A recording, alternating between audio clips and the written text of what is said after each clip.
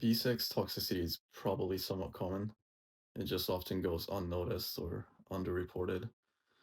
So you'd be even lucky to find out that you have B6 toxicity if you have health issues.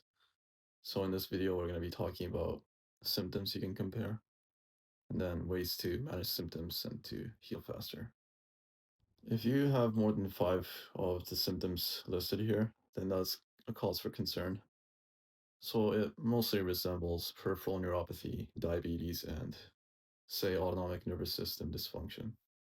When I had B6 toxicity, I had about 11 of these symptoms. It took me about 2 weeks to become comfortably functional, and then maybe 3 months until the symptoms became irrelevant. But it seems that for most people, it takes about 6 months to a year to get to that point. My symptoms were very severe, and I was supplementing very high doses of B6, so like 300 milligrams of P5P and about 250 milligrams of pyridoxine hydrochloride.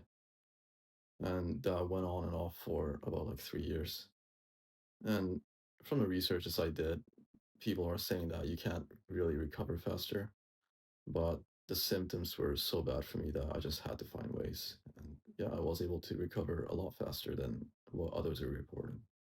And that's what I'm going to show you. So these are mechanisms and theories of why B6 toxicity happened. You can take a screenshot of this.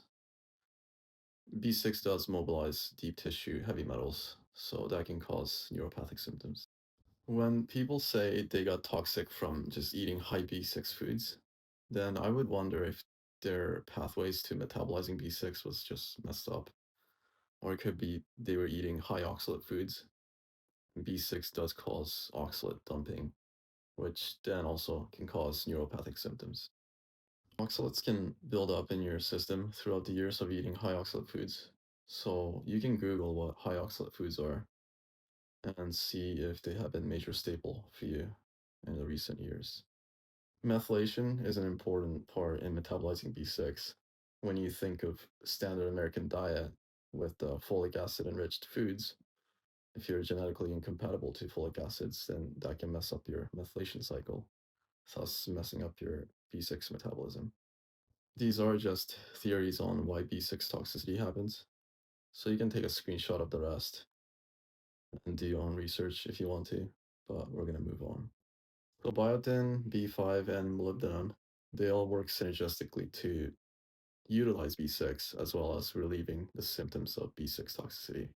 You probably will want to go on a low histamine diet because histamine can aggravate neuropathic symptoms, and you want to avoid anything that dilates your blood vessels, so it could be like a hot bath. And a lot of supplements can dilate the blood vessels as well. Vasodilation will eventually be important for neuro regeneration and recovery, but in the beginning stages, you'll probably want to avoid them just for comfort. So the top six are the most important ones you want to start with. Biotin, B5, and molybdenum will most likely relieve you of the neuropathic symptoms. If you get POTS or like dysautonomia symptoms, so like low blood pressure, then you can try B1, caffeine, ginseng, or yohimbine when you need them. If your neuropathic symptoms are not relieved by the combination of biotin, B5, and molybdenum, then you can try things like gabapentin, PEAs, palmitoyl ethanolamide, yeah, benfotiamine, CBD, aspirin, or like ibuprofen. So now, how to recover faster? Yeah, again, biotin, B5, and molybdenum.